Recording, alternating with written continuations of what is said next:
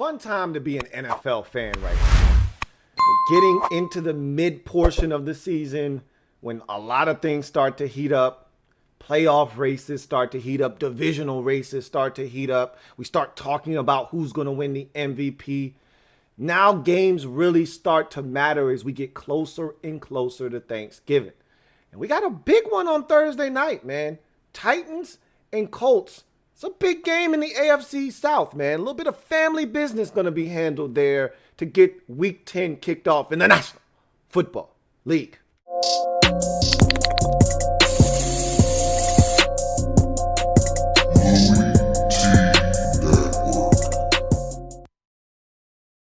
Who else could it be but me, your man, Louie T. Welcome to the 111th installment of the Louie T Network podcast. I, of course, am your set man, Louie T. Thank you for joining me. Man, we're getting really close to the holiday season. This is my favorite time of the year. I've explained this to you guys on this podcast at least 10 million times. So I don't have to go into explicit detail as to why it is my favorite time of the year. But we're right on the cusp of Thanksgiving. It'll be here before you know it. I'm going to give you a throwback pod, a flashback Friday pod on the Friday before my bye week. And you know, my bye week comes the week of Thanksgiving. So I'll give you a flashback Friday pod that Friday as I head into that Thanksgiving break. So look forward to that in a couple of weeks. But I want to ask you something before we get into the meat and potatoes of what we're going to do here today. Do you guys Black Friday shop? I am an avid Black Friday shopper. I love it. I enjoy it. It's lost a little bit of its luster because of the new online shopping craze. And like, for instance, my girl, she doesn't want to shop in stores. She does the vast majority of her shopping online. If she doesn't have to set foot in the store, she won't. I'm a people person. I like to get out. I like to mingle. I like to see what I'm buying. I want to touch it. I want to feel it. If I'm buying, like, how can you shop for clothes online? I don't understand. Like, it's one thing to buy like a shirt or a hoodie. Like, generally things fit true to size in that capacity. But how can you fit a pair of jeans and say, oh, yeah, I know these jeans are going to fit because I've worn this pair of jeans over here and this one's a 36 waist, 32 length. So I know it's going to fit. All jeans are not created equal. How can you say that? How can you say that these jeans fit? How do you know that this shirt fits you the way you want it to fit? Maybe you want it to fit tight around the arms and the chest area, but you want it to be loose down at the bottom. Like, it's amazing to me how females, and males are guilty of this too now. I'm seeing a trend here. They shop for clothes online. It's one thing to buy, a baseball glove or a basketball off a line, buy a pump for your basketball on like little stuff like that. Yep, I get it. Cleaning products, whatever, what if you want to shop for that stuff, I personally want to go in the store and buy that stuff. But if you want to shop for that stuff online, Amazon or wherever, cool, knock yourself out. But clothes, you can shop for clothes online. You feel comfortable shopping for clothes and somebody putting it in a box and sending it to you and it's going to fit and it's going to be everything you want it to be. Okay. That's not me. I want to go to the store. I want to try it on. First of all, I'm old. I'm the oldest 30-something you've ever met in your life or you've seen before. I'm old. I'm the guy that wants to go inside. I don't want to go in the drive-thru. I want to go inside. And really, it's not because I want to talk to, the person at the counter. It's because the lines are usually shorter inside. Americans are lazy. That's why we're so fat and out of shape. We're lazy. We want to go in, we rather sit in the drive-thru line for 10 minutes than walk inside where there's no line and get your food and come out in 2 minutes because they don't want to get out of their car. I'm the guy that wants to go inside and talk to the bank teller. I want to see my receipt. I don't want to sit in my car in the drive-thru line for 15 minutes waiting to talk to a teller so that they can give me my money and complete my transaction when I can go inside, talk to the bank teller, and get my transaction done in half the time. I'm that guy. Yeah, call me old, call me whatever you like. But I still enjoy Black Friday shopping. I really do. I don't know if I'm going to be able to do it this year, though. Like, this kind of feels weird with, not just because of COVID. I'm not even really worried about COVID because, most of us still leave our houses, whether it's to go to the grocery store, to the gym, or wherever. We're still leaving the house right now. It's not like, you feel like you can't do anything like how it was when COVID first started, where you're like, I don't even want to leave my house. I just don't know if I'm going to have the same feel this year, Black Friday shopping. And everything I need is right around the corner from where I live. So I could conceivably get my Black Friday shopping done. I think I feel a little bit different now because last year I got spoiled for the first time. My uncle came with me, and he's a member of our service. He's in the Navy, or he's actually in the Air Force. And he came with me last year, and the savings was crazy. Like, are you military? And I got to say, well, as a matter of fact, we are. And every purchase was another 10, 15, 20% off. And I'm not cheap, but boy, do I love a good deal. Okay. That's why I do the vast majority of my shopping on Black Friday, because I love a good deal. I don't know about you. I like saving money. All right. So I don't know if he's going to be able to come with me this year. And if he can't come with me this year, I don't know if I want to go Black Friday or shopping or not. I'm probably going to go anyway. But, man, I saved a hell of a lot of money last year. Anyway, something else that I want to talk about really quickly, now that I'm on the subject of Black Friday shopping and being out in the streets. I ran into somebody that recognized me from my show.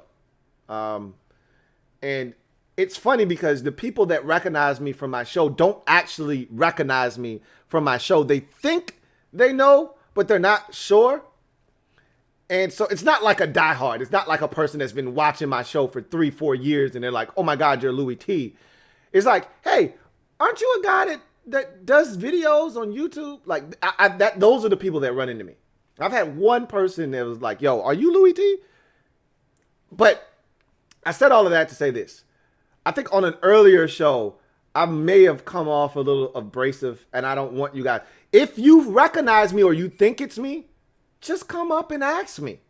Like, I don't bite, and I love talking to you. Like, I ran into somebody, and all of my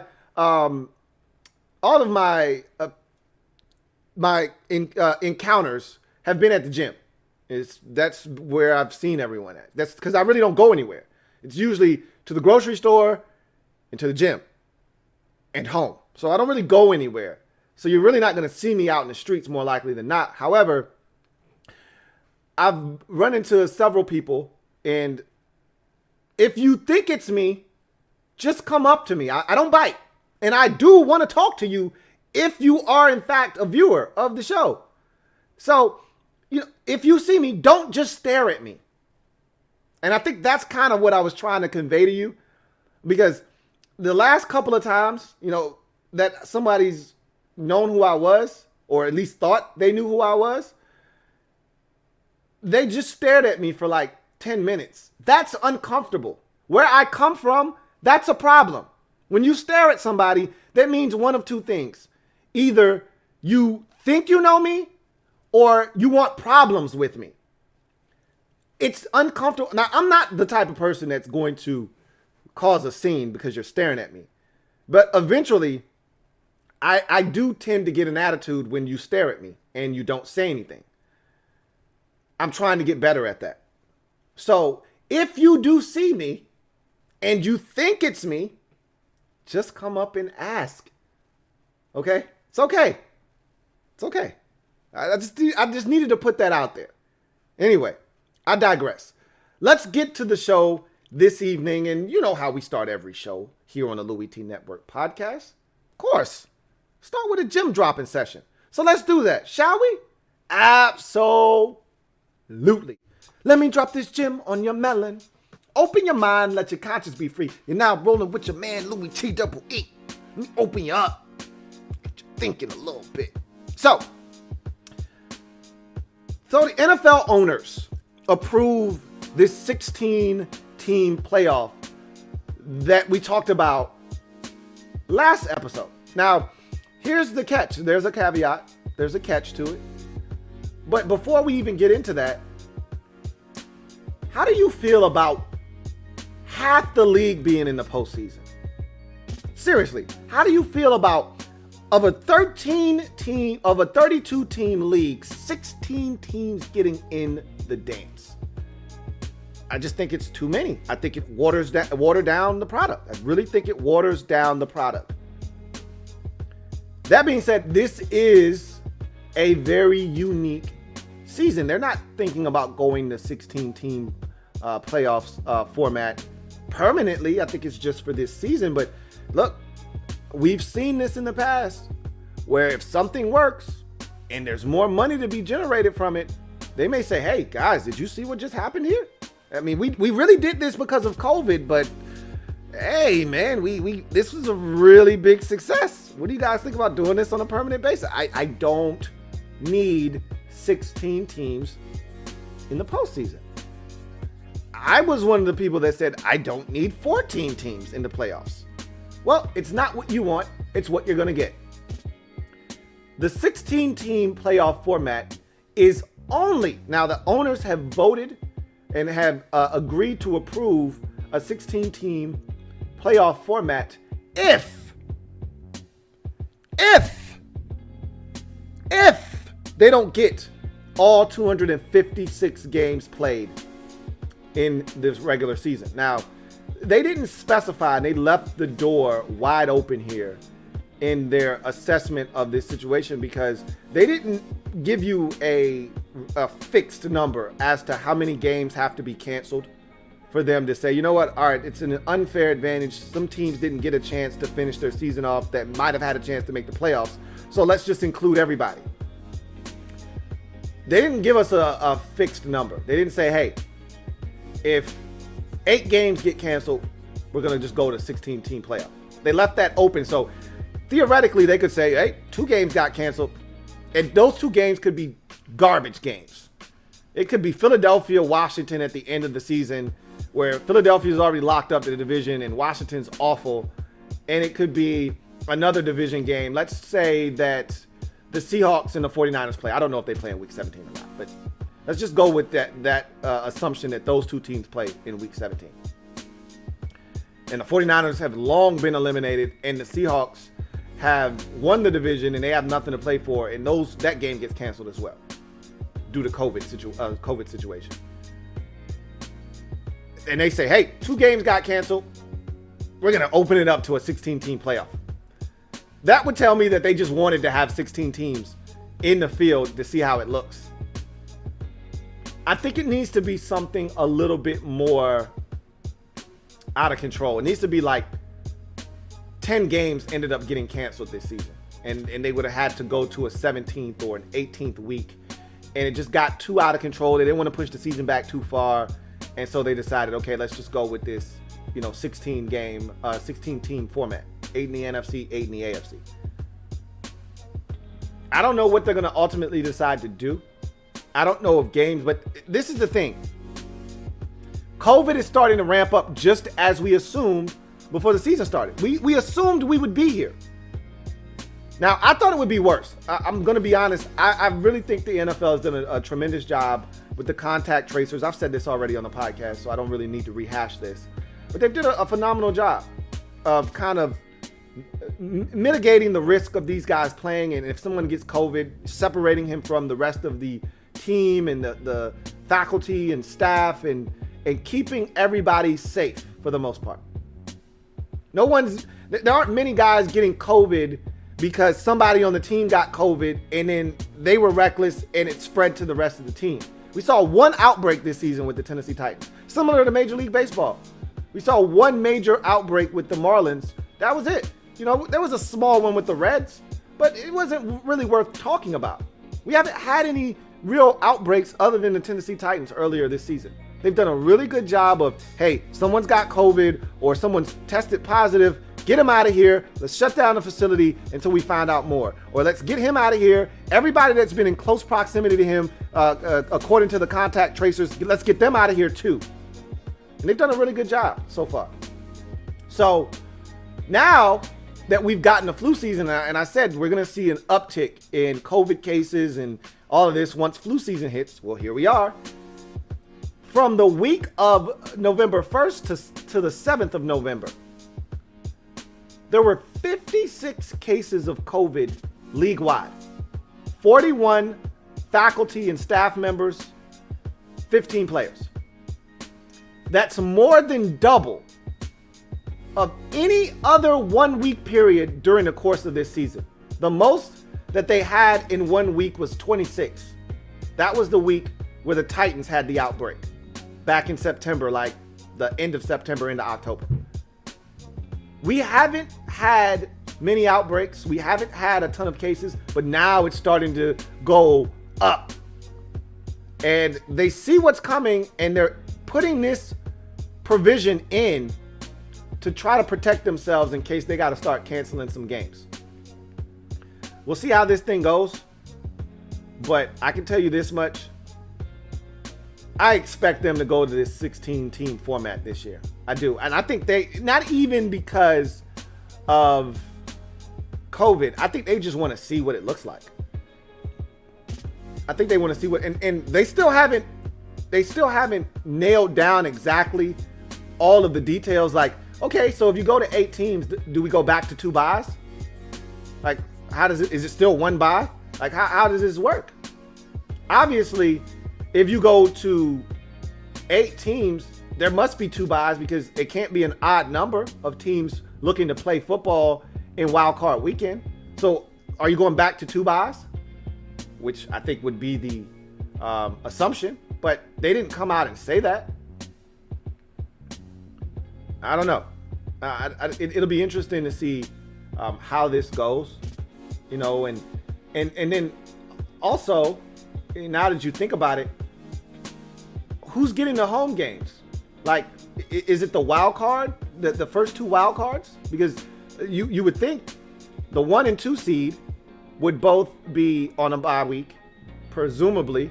The 3 and 4 seeds would get home playoff games, but then you still got 2 other teams that would have, or at least 1 other team that would have to have a playoff home game. So would it just be the 5th seed that would get the home playoff game? I would imagine that would be the case. But what if the 5th seed doesn't have a better record than the 6th seed? I guess it would be 3 versus 8 and 4 versus 7 and 5 and 6 would play, I would assume. So if that's the case, what if 6 has a better record than 5? Is that even possible? Can 6 have a better record than 5? I mean, once you get to the wild cards, it's best record, right? Yeah, so I guess that doesn't make any sense. I guess theoretically, the 5th seed would just get the home playoff game and you would just keep it moving. Anyway, it's interesting to think about it. And we'll see if they decide to go with that or not. Right now, we haven't had any games really be canceled. We've had postponements. We've had rescheduled games, but we haven't had any flat out canceled games. And that's when this 16-team playoff is supposed to come into play, is if we have games actually canceled, which we haven't had to this point. And let's hope that we don't. But as these COVID cases continue to rise, it's starting to hit the league. And we talked about this on the podcast already. So we'll see what happens. But anyway, time to get to your comments. Time for you to take over the podcast as we get to social media maneuvers. And as always, if you're out there, thank you for joining me on this episode of the Louie T Network podcast. If you want your comment to be read on the air, it's simple. Use the hashtag LouieTLive to have your comment read on the air. The only way that I know you're addressing a comment for me is if you use the hashtag LouieTLive. If you don't, I don't know that you're talking to me, and I'm going to skip right over your comment. There were a couple of you last week that were really salty. Oh, he doesn't read comments anymore. No, you're not following directions. Obviously, you haven't been watching for a very long time. And if you're making the statement that, oh, he's not reading comments anymore, which means I used to read comments a lot more than I do now. I read them all the time. And if you were with me back when I used to read comments on every show, then that would mean you would understand how these rules work. And if you know the rules to the game, then play. If you don't know the rules to the game, then just say so. So I'm telling you what the rules are. Use the hashtag LouieTLive. If you don't, I'm just going to skip over your comment. We're going to get through these comments, and then we're going to get out of here, and we're going to finish up the show with garbage time. So if you haven't hit the like button already, what are you waiting on? Hit the like button. If you haven't hit the subscribe button already, what are you waiting on? Hit the subscribe button.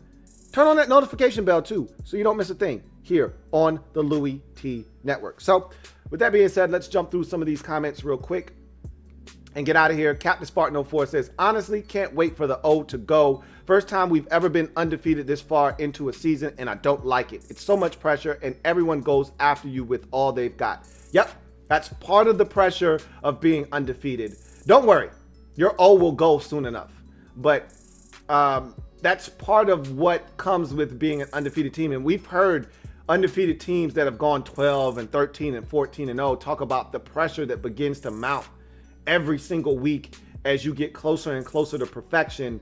It becomes a chore to keep that 0 in the right-hand column. It becomes difficult. And some of that pressure is lifted off of your shoulders. And I've heard that with some teams that have gone 13 and 0 and then they lose a game, but they go on to win the Super Bowl. They said, you know what? The best thing that happened to us that season is when we lost that game, because it refocused us. 2, it took a ton of pressure off of our shoulders. And then we were able to just go out and play football the way that we know we were capable of. So eventually that will happen for your team.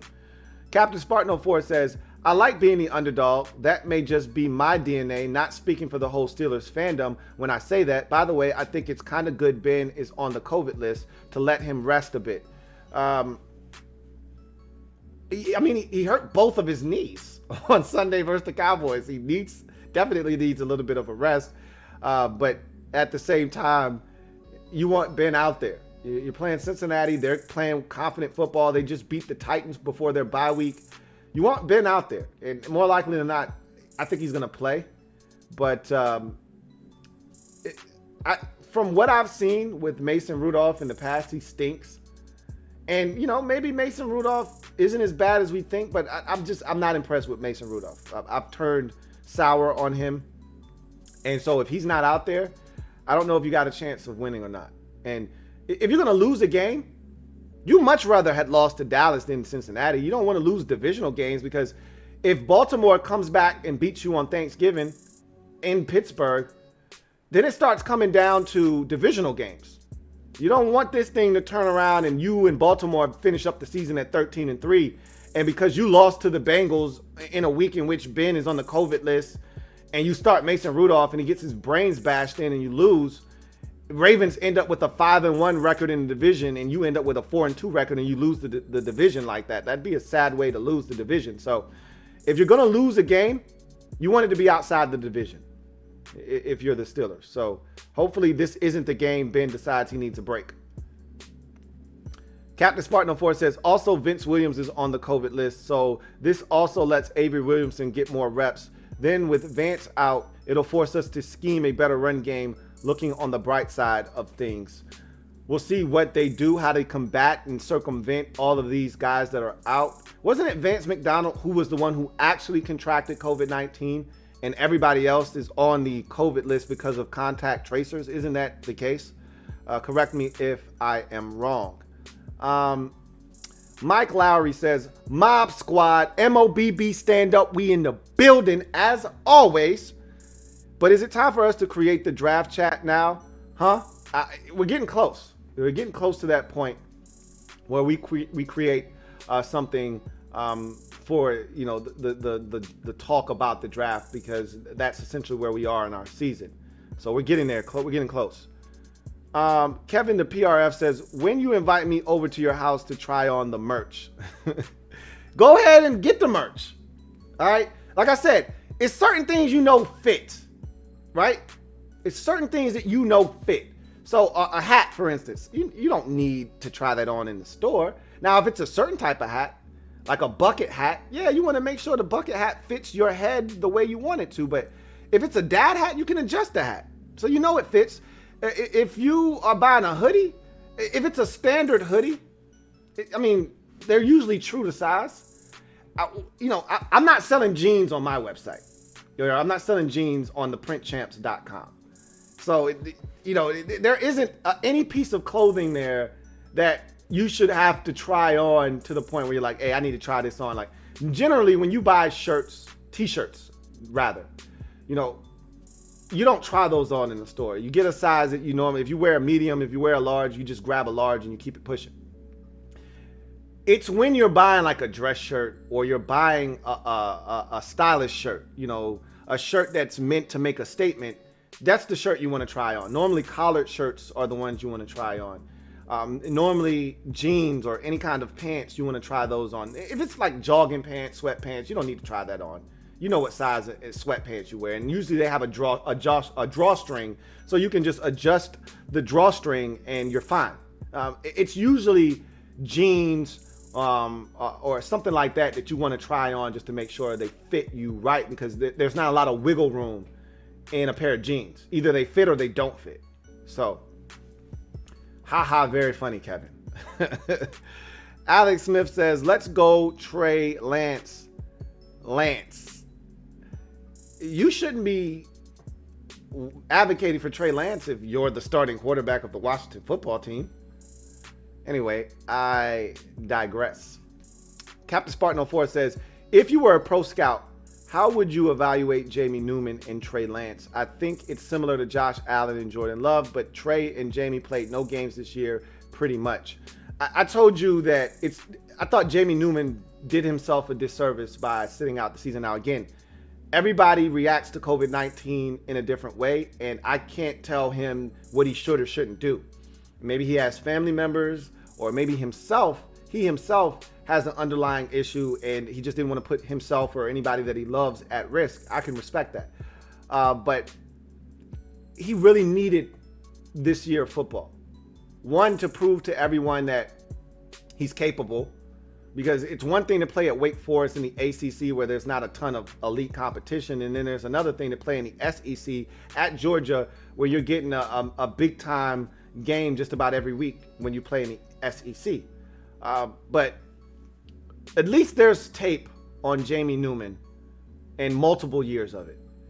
With Trey Lance, it's just 1 year, and I've already talked about Trey Lance. Trey Lance is interesting. If I were a pro scout, I would have to get to know Trey Lance. I would want to talk to him. I would have to really do a serious deep dive into Trey Lance, because as I've mentioned, the thing that's so frustrating with Trey Lance is that he played 1 year, and look, he's not going to be the first guy to play 1 year of college football and then get drafted. We've seen plenty of guys. The two guys I bring up of most recent note are Mitchell Trubisky and Dwayne Haskins. And you saw how both of those guys turned out in the league, not very favorably. So right then and there, you get scared off of past instances of guys playing 1 year, starting 1 year of college football. But I'll take it a step further. At least Mitchell Trubisky and Dwayne Haskins both threw interceptions and lost football games. You get to see how a guy responds and reacts in game to making a mistake. And you see a guy respond to a loss. How does he respond? Does he hang his head? Does he allow one loss to turn into two losses? Does he allow one bad throw and one bad decision to turn into two bad decisions or two bad throws? Or does he bounce back? We don't have any evidence of that with Trey Lance, because he didn't turn the ball over last year. He accounted for 42 touchdowns via his legs and his arm, and no fumbles or interceptions, no turnovers. So I don't know how he responds after a negative play that hurts his team.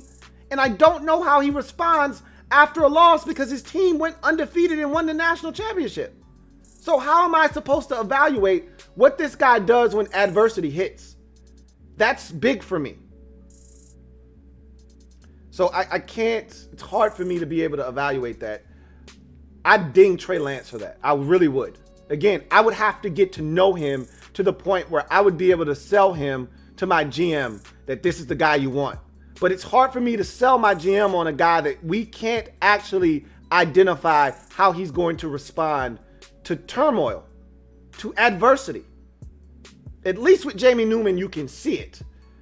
You may not like it, or you may have wanted to see more, but at least it's there for you to be able to evaluate.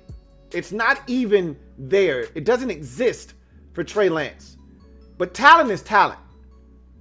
You either have it or you don't. Trey Lance has it.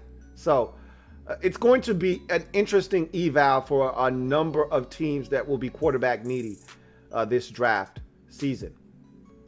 Ali Side says, how do you feel about my Raiders, man?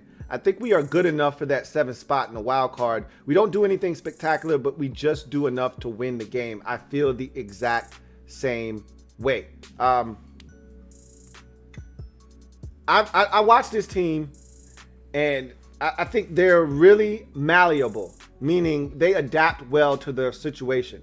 For instance, 2 weeks ago against the Browns, it's a windy, nasty day. The run game had to be prevalent. So what do? You turn around and you hand it to Josh Jacobs 30 times. You hand it to Booker another 8 to 10 times. And you win that football game 16-6.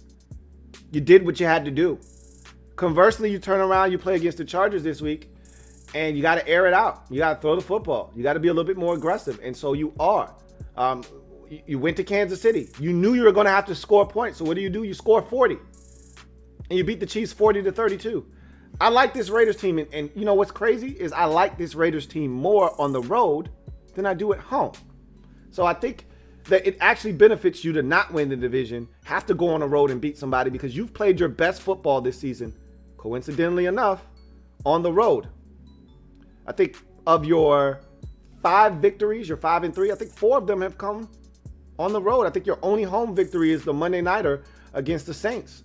You beat the Panthers on the road. You beat the Chiefs on the road. You beat the Chargers on the road. And you beat the Browns on the road. So you're road warriors right now. And I like that. And I've said this. And this is a cliche. I know it is, but it's true. Defense and the run game travels on the road and into the later months in the year. And as we saw in Cleveland on a nasty weather day where it was hailing and sleeting and it was coming down sideways because it was so windy, you were able to go and play enough defense. And your defense isn't great, but it's good enough. And you ran the football and you can run it. So this is why you spend all of that money on the offensive line for these types of situations. And you're seeing it come to fruition for you. I like your team this year. I wasn't sold early on. I am now. I think this is a playoff team this season. Jason Jarrett says, what's good, my G? BX, New York City, stand up, love listening. Bronx in the house. Boogie down Bronx. Appreciate you, Jason.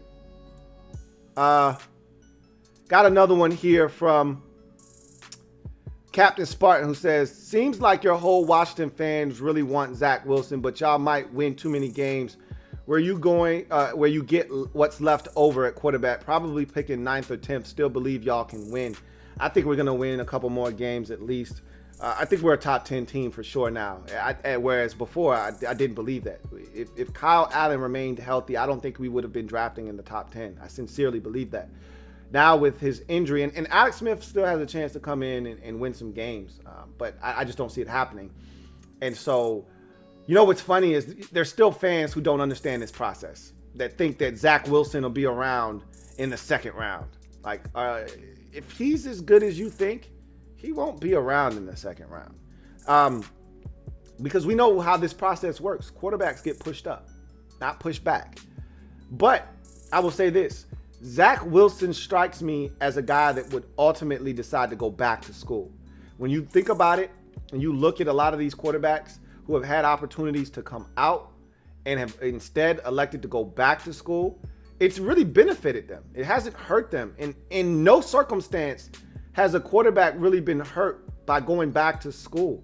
You look at Justin Herbert, who could have come out and ultimately been, the number 1 pick overall had he come out after his junior season. He went back for his senior season. He still was the 7th pick in the draft, and he probably went to a better team because of it in the Chargers. You look at, I think Andrew Luck went back. He could have come out. He decided to go back for another year. It didn't hurt his draft stock. He's still the number 1 pick in the draft. I mean, you look at Josh Allen. He could have come out. He decided to go back to Wyoming for another year. Didn't hurt his draft stock at all. Turned out to be one of the top 10 picks in the draft. And again, probably helped him go to a better team because of it. Because he had a lot of guys leave Wyoming that year he could have come out, but he instead decided to go back, and they were worse that next year. And he threw more interceptions, and people started to question his accuracy despite having less around him. Same thing for Jordan Love. Jordan Love could have come out the year prior. He decided to go back to Utah State, despite having a new coaching staff, despite having less targets, some guys getting drafted. And he was worse in 2019 than he was in 2018, where he lit it up. Guess what? It didn't hurt him one bit. He turned out to be a first-round pick, and he's now a member of the Green Bay Packers. So if you're Zach Wilson, you look at the different circumstances around you, and if you're really enjoying college life, and you think that this BYU team could be really good next year, and you really want to see, you can go back to school. This is a loaded draft class. If you think next year's draft class is not going to be as loaded, I might even elevate my draft stock by going back to school for one more year. Because I'm not going to be number one, not with Trevor Lawrence. I'm not probably going to be the second quarterback, not with Trey Lance and Justin Fields. So why not go back to school? Who knows? We'll see. He's got one more year of eligibility left as Zach Wilson. It's interesting that everyone just assumes he's coming out. He hasn't said he's declaring for the NFL draft, at least not to my knowledge. So we'll see what happens. But you're right. It does seem like a lot of the fan base seems to be latching on to Zach Wilson at this point. I think I know why. Because they know we're not going to be in a position to draft Trevor Lawrence. More likely than not, I don't think we're going to be in a position to draft Trey Lance. Maybe you could get Justin Fields or Trey Lance, one or the other. But you're not going to be in a position to draft 2 out of the 3 quarterbacks. And so they're starting to try to find a way to get another guy because they realize they're not going to be able to get their hands on one of the top 3 quarterbacks in the draft, more likely than not. So they're trying to associate themselves, attach themselves to something that seems a little bit more realistic. We'll see what happens. Kevin the PRF says, at this rate, just go full NCAA basketball to have a field of 32. Jet Steelers first round East bracket. Exactly. Like, we're getting out of control now to the point where you're saying, well, shit, you might as well just let everybody in. 16 is half the league. At 16 teams, you're destined to let in a team under 500 or just at 500 at 8-8. Who wants to see that in the playoffs? The point of the playoffs is to weed out all the trash. You weren't good enough, so you didn't qualify, so you don't get to play bonus football. It's really simple.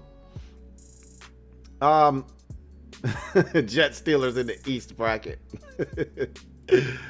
Jason Jarrett says, don't sleep on Alex Smith this week. He will perform better than last week. We'll get reps with the ones this week.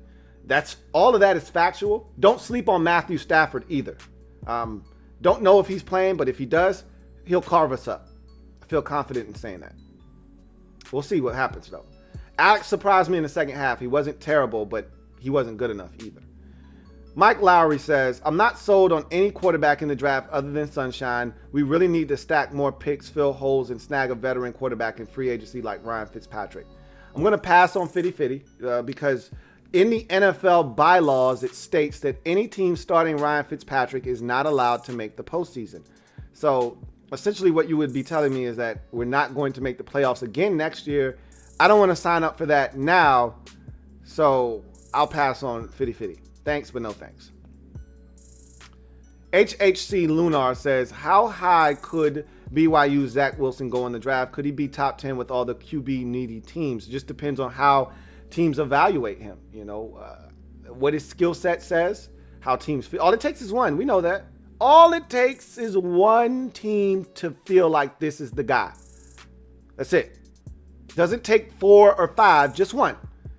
And if that team's drafting at 1, remember, Baker Mayfield, everybody thought, Sam Darnold. I was a Josh Allen guy. I thought he should go number 1. A lot of people said, Sam Darnold, best quarterback in this draft. Got to take him number 1 if you're Cleveland. Cleveland's like, nope, Baker Mayfield's the guy. All it takes is one. That's it. One team to evaluate you as a first-round pick and a guy that's a can't-miss prospect or a guy that they think has the goods to get it done at the next level at a high rate. And you're gone in the top 10. And as we know, quarterbacks get pushed up, not pushed back. just like left tackles and offensive tackles get pushed up, not pushed back. And so if Zach Wilson declares and teams identify his athleticism and his arm talent and his size as something that's viable at the next level, he'll be a top 10 pick. I think he'll be a top 10 pick. If not top 10, right outside of it. He won't get to 15 if they evaluate him. And as we know, when the draft process gets started, players are here at the quarterback position, and as you go along, they go up here. So if he starts out the process as a late first, by the time the process is done, he'll be a top 10 pick. If he starts out the process as a second round pick, then by the time this process is done, he'll be a mid to early first round pick. So we'll see what happens. More likely than not, with all the quarterback needy teams, as you mentioned, he'll go in the top 10. More likely than not. Captain Spartan says, I shouldn't complain about because I'm spoiled, but I really want TJ Watt to make more splash plays this year. He's still being a big impact, but I like him being an absolute monster. Yeah. Nobody wants to hear about you complaining about TJ Watt not making splash plays. This guy's all over the football field, and he's a beast. So you're right. Nobody wants to hear it. So zip it, Captain. Storm says, so glad my Raiders are generally watchable again. My God, is our defense so trash. Do you think Paul Guenther needs to be fired after the year? I still don't think you have enough talent, but you're getting better. But I think the biggest issue is you just don't have enough pass rushers. I like Max Crosby, but what happened to him this year? He's not really getting to the quarterback. You're getting elite run defense out of Cleveland Farrell, but he's not getting to the quarterback. So, he's impacting the game, but not the way that you would like a top 5 pick. I think Cleveland Farrell was a top 5 pick to be impacting your team. So we'll see. I don't know if Paul Guenther gets fired or not. You'd like him to have a little bit more to work with. I like the way that your defense flies around. I think your defense flies around. They're fast to the football. I just don't think you have enough impact players. I think that's ultimately what it all boils down to. Maybe Guenther is part of the problem, because I've seen defensive coordinators do a lot more with a lot less, and sometimes it's about the scheme. So Guenther could be the issue. I'm not familiar enough with the situation. I just know you've got a lot of athletic guys that if they're put in better positions, maybe they are making more plays. But at the end of the day, you need pass rush in this league to be successful. You don't have enough of it, so that's going to hurt your defense. Captain Spartan says, by the way, really appreciate you always being all about all 32 NFL teams. No one else is like that. Perfect for me because I always want to talk about all the teams. I love football. I've said this from the jump. I love my Washington football team, but at the end of the day, we usually stink. And if I just cared about Washington, my season would be over most years in October or November. I just love football. I fell in love with the game because of Washington and then specific players. And those specific players made me love the game and love everything about it, including the rest of the league. So I'm always going to love, and I've said this before, I don't love basketball. I love the Memphis Grizzlies. I don't love baseball, even though it was my first true love in terms of playing a sport. I don't love baseball. I love the Atlanta Braves. I love the NFL, and I love the Washington football team. That's the difference between the other sports. I could give two shits about anybody else in the NBA or MLB. Once my team no longer is a viable threat to win anything of note, I'll check out and have no problems doing it. Football doesn't matter if it's Cleveland and Cincinnati playing on Thursday night, or the Patriots and the Jets as we just watched, or it's the Titans and the Colts as we'll see on this Thursday. I'm watching. I have been injected with the NFL disease, and there's no cure for me. I just love it. So I appreciate you rocking with me, Captain Spartan. Jason Jarrett says, who do you like in the draft for a quarterback next year? It's a lot of quarterbacks. I haven't done all of my homework, so I can't give you. The only guy that I've watched to this point is Trey Lance. That's it. I've watched a ton of Justin Fields because Ohio State is always on, so I know what he's about. But I gotta watch the film. Film tells the story. You don't catch everything just watching the game casually. When you get into the film, that's when you start to identify flaws and strengths and what a guy is capable of and not capable of. And that's when you're able to formulate an opinion on a guy. So for me right now, the only guy that I can really talk to you about is Trey Lance. Captain Spartan says, for the Raiders, it's my first time in my lifetime the Raiders are actually building something. Not used to it. Hopefully it can stay because I would love a revival of Steelers Raiders. You're old enough where the Raiders seemed like they were building something back in 2016. I believe it was the 2016 season where Derek Carr looked like an MVP candidate and he broke his leg. The Colts broke his leg at the end of that season and they had to start, what's the Michigan State quarterback? That was funky as hell. They had to start him in a playoff game versus the Texans and they lost. They looked like they were building something there under Jack Del Rio. But it went to hell in a handbasket. So we'll see what happens. I think this is the first time, I guess, in a sense, it's the first time they've actually had a true direction because John Gruden and Mike Mayock have a true direction that they have this team going in right now. Alex Smith says, sign me to a 3-year deal and we can draft Trey Lance and I will take him under my wing like Patrick. Okay.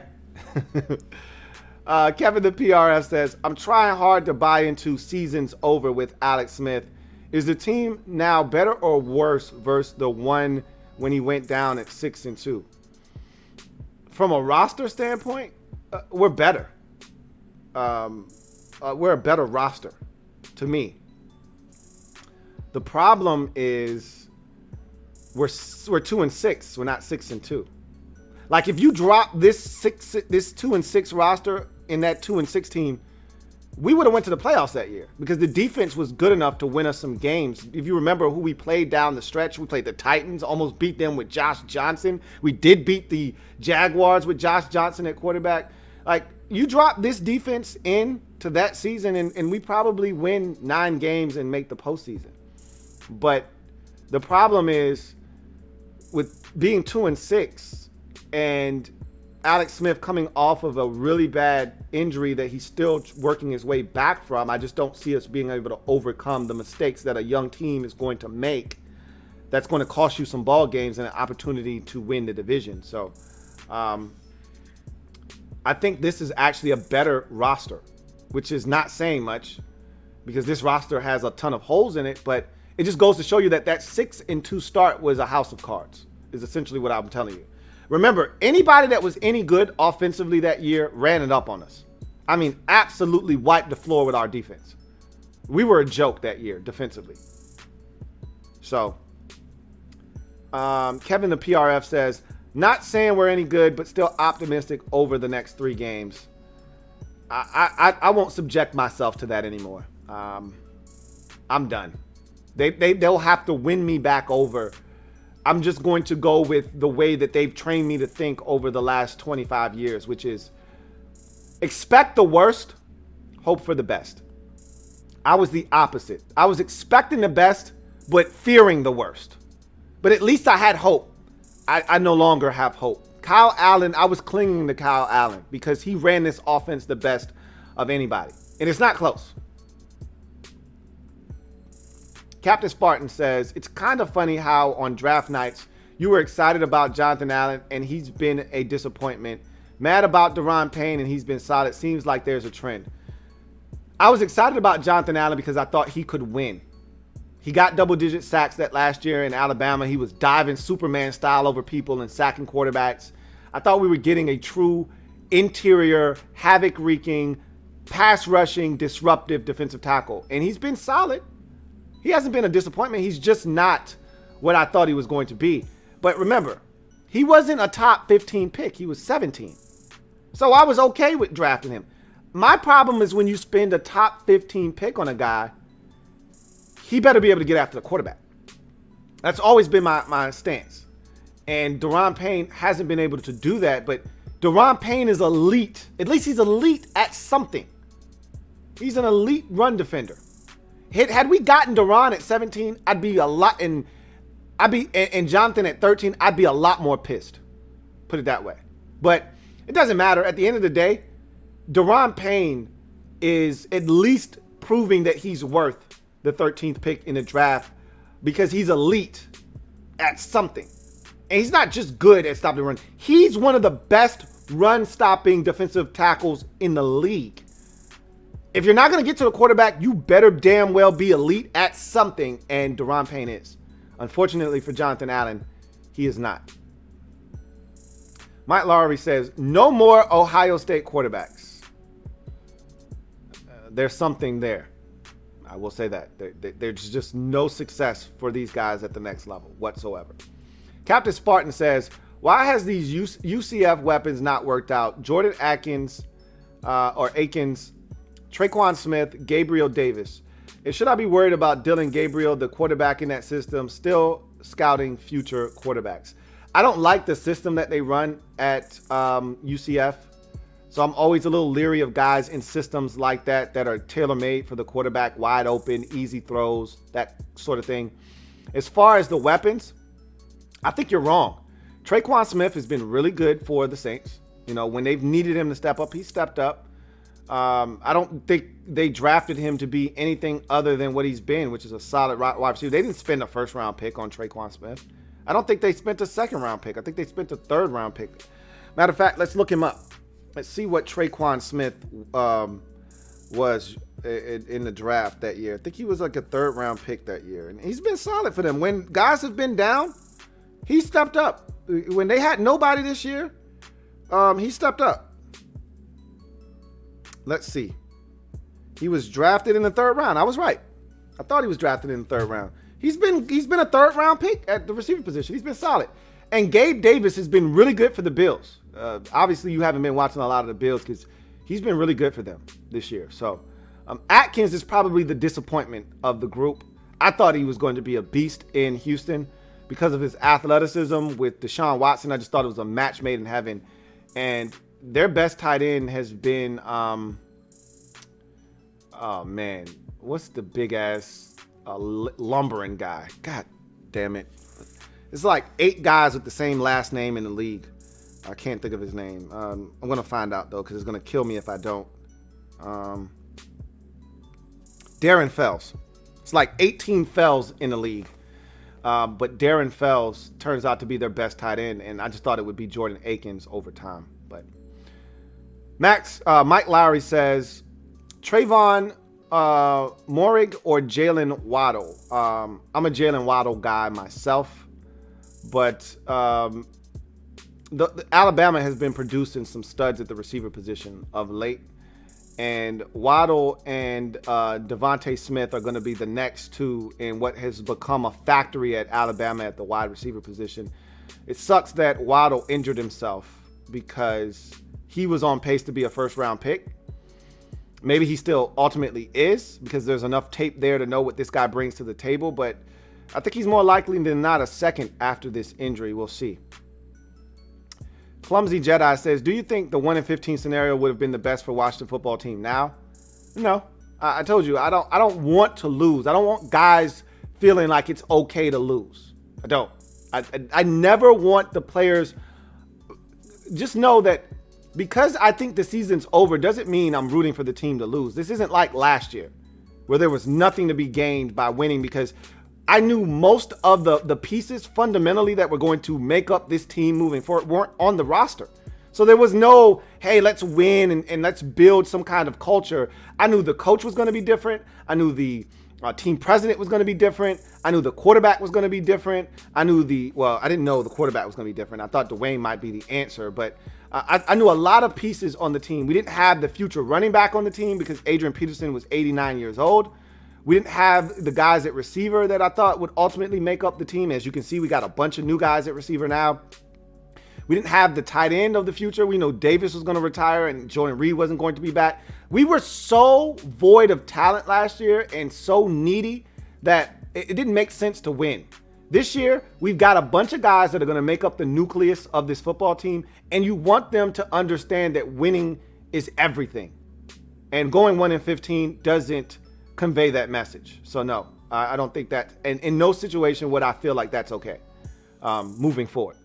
Captain Spartan says, is there any team that doesn't complain about their defensive coordinator? Everyone wants them fired almost every game. Then the OC can't call the right plays or use the plays.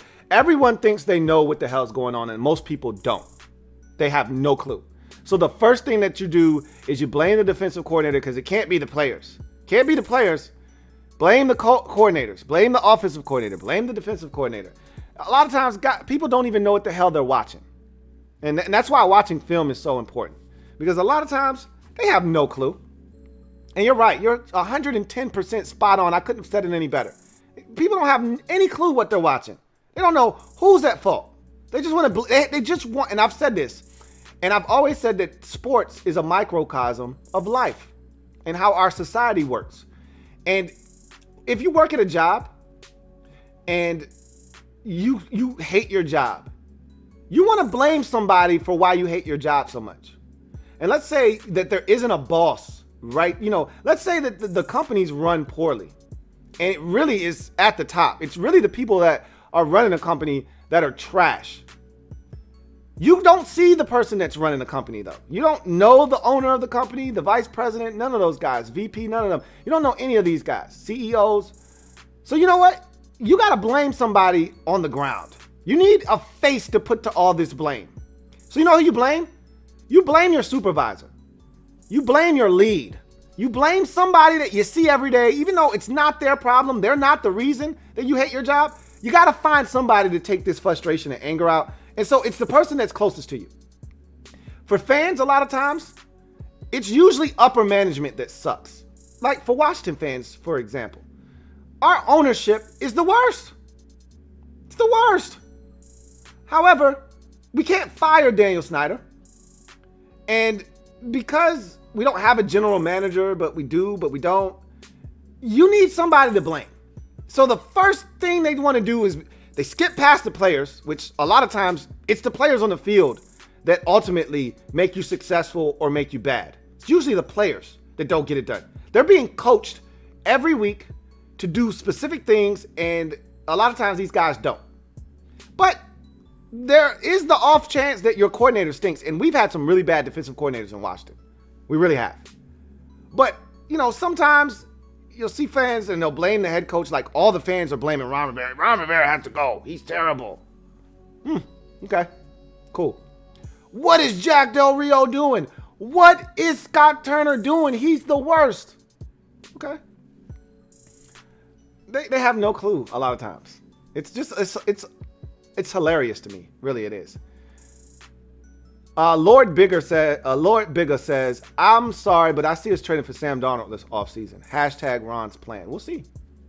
I mean, that's one of many different scenarios that could unfold this offseason for Washington. Storm says, I haven't heard much about Chase Young this year. How has he been? He's been excellent. Only thing that he doesn't have are the gaudy sack numbers. He's got 3.5 on the season. He's been a force. I'm watching film right now, defensive film for Washington. I'm breaking it down. There was a play where he got triple teamed. Think about that for a second. The man got triple teamed. He's a rookie with 3.5 sacks, and they triple teamed him. This isn't Ohio State against Northwestern. This is an NFL team that decided that number 99 was worthy of not one, not two, but 3 linemen / receiver tight ends assigned to him on a play. Tells you all you need to know. Jason Jarrett says, hope Washington can draft Trey Lance or Kyle Trask. This momentum for Kyle Trask is really heating up. Not a massive Kyle Trask fan. I'll have to watch more of him, but the lack of mobility for me is a problem. And I got into a discussion with a fellow fan about lack of mobility. You can survive in this league with lack of mobility. You better be one hell of a wizard in the pocket with pocket mobility. If you don't have outside the pocket mobility, your in the pocket mobility better be on a scale of 1 to 10, 11. Because it was funny, I was having a discussion with somebody the other day about Dwayne Haskins, and he said, this is nonsensical. What are you talking about? Because Dwayne isn't mobile, you don't want to develop him? Yeah, pretty much. That's how I feel. And I said, and he says, well, that's like saying you don't want Brady or Breeze or Phillip Rivers. And I said, no, you're making my point for me. Those guys are dinosaurs. Those are the only three. Look around the league. Think about this for a second. Look around the league. Phillip Rivers, Drew Brees, Tom Brady, and now in his older state, Ben Roethlisberger, out of 38 teams, are the only 4 quarterbacks that you can look at in the league and say, they can't move, you have to protect them, and they've got to be able to manipulate the pocket. You look around the rest of the league, and everybody's got a mobile quarterback or a guy that can get outside of the pocket and extend. Look around the league. You won't find another guy that can't. That's going away. The reason why what was the Washington quarterback that was in Georgia that transferred over to Washington? There's a reason. Guy's got a massive arm. He didn't get drafted till like the 4th round. Nobody was even thinking about him. He was an afterthought. Because he can't move. If you can't move in today's NFL, you're dead to me. You're a dinosaur. You're extinct. I don't know if Kyle Trask can move around enough. I've seen limited mobility from him.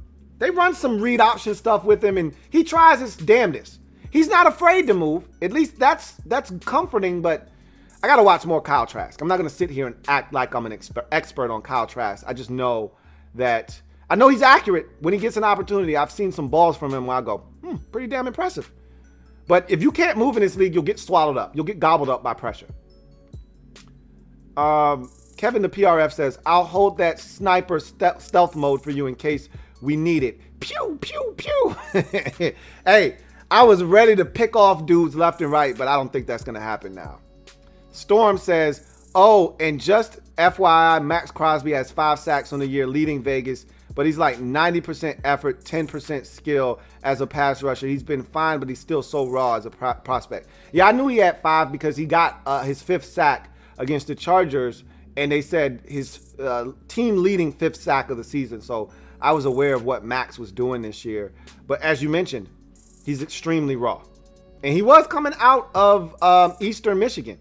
He was. That's why I was shocked that Mike Mayock pulled the trigger on him so soon. But I really liked Max Crosby coming out of Eastern Michigan because I saw a long, athletic defender that had the tools.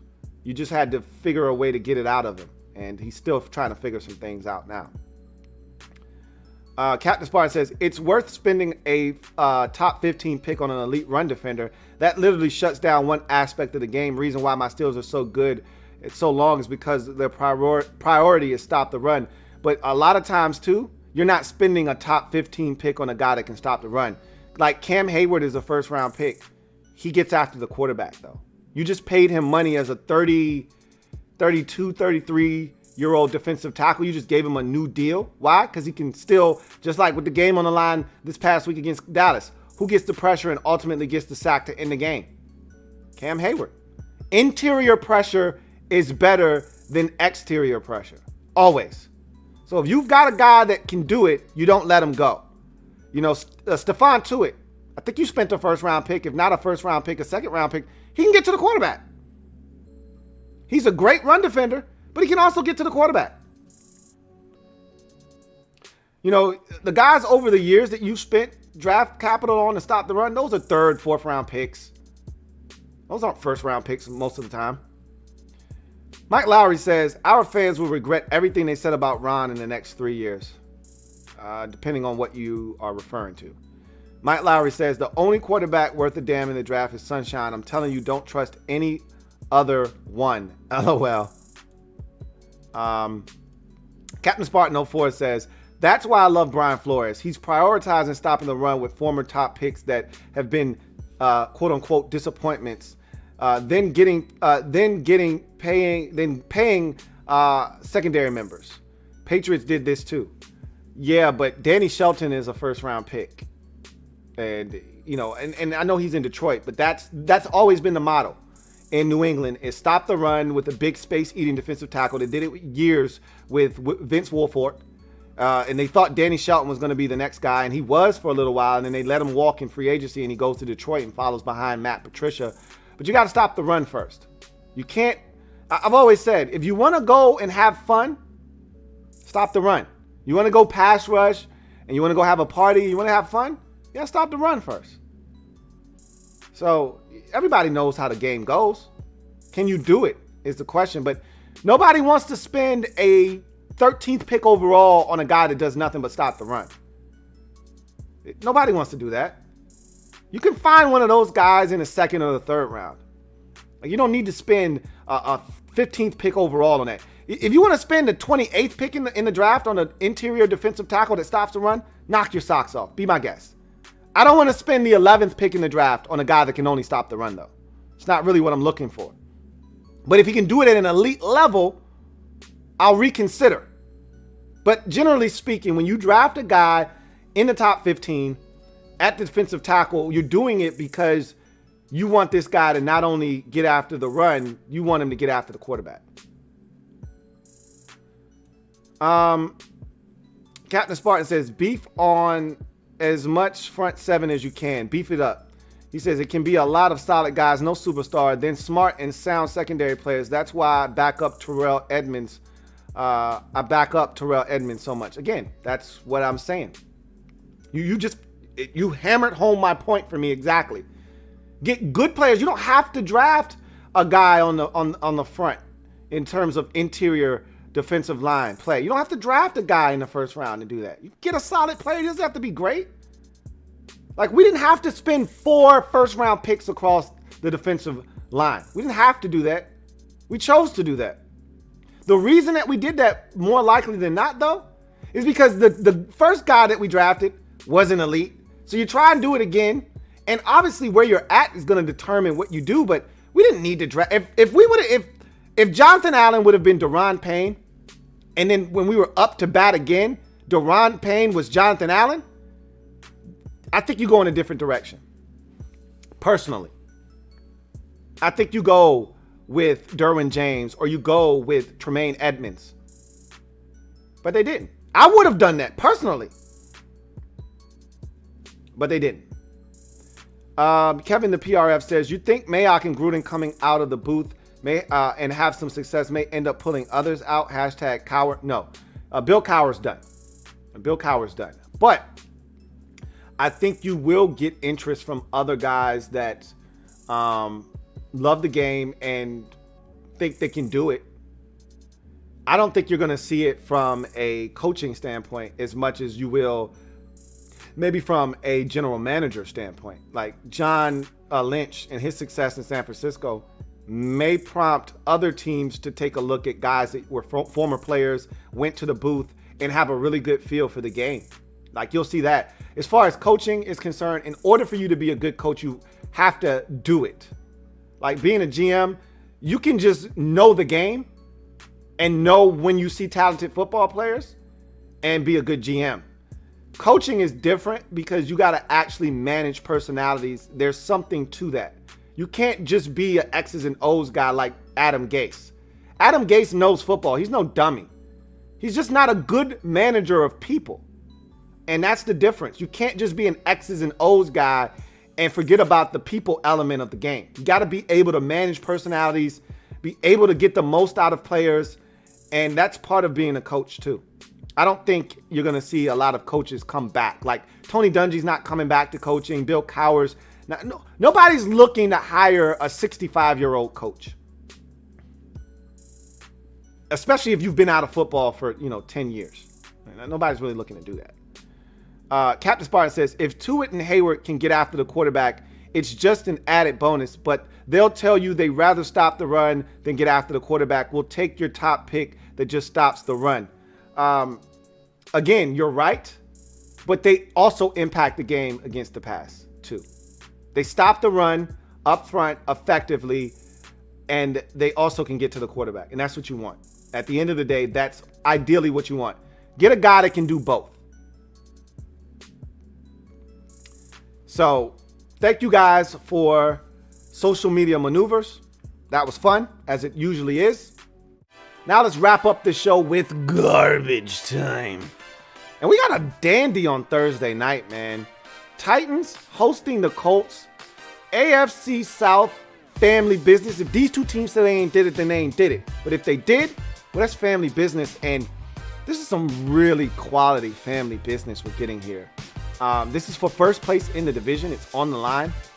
And when I look at these two teams, I see contrasting styles, meaning the Titans aren't great on defense. They're okay, but you can do some things against that Titans defense. They're really good offensively at what they do. They run it. And Ryan Tannehill does a really good job of distributing the football. One week, it's Khalif Raymond digging in your ass on a 45-yard touchdown. The next week, it's Corey Davis going off for 8 catches and 108 yards and a score. The next week, it's A.J. Brown for, 9 catches and 139 yards and a score. The next week, it's what's my man's name? The tight end that I really, really like. God, I can't think of his name. They got 2 tight ends that I actually like in Tennessee. Anyway, they can hurt you in a multitude of ways with a multitude of guys offensively, but it starts with Derrick Henry running the football. Well, the Colts are the polar opposite. Their offense, it's okay. It's not earth-shattering. They don't scare you offensively. They run it okay. It's not great. Especially with their offensive line being what you thought it was. You thought that, oh my God, they got Jonathan Taylor and Marlon Mack getting hurt really hurts them. But you thought even with Jonathan Taylor coming from Wisconsin, 2,000-yard seasons in a row, with that offensive line, oh my God, they're going to run all over it. Not really. Not exactly. Phillip Rivers, he's okay. Still prone to the turnover. Not a lot of weapons out there. T.Y. Hilton's always banged up. He's been banged up this year. They're still waiting for the Ohio State kid to be healthy enough to help. He's never healthy. Paris Campbell, never healthy.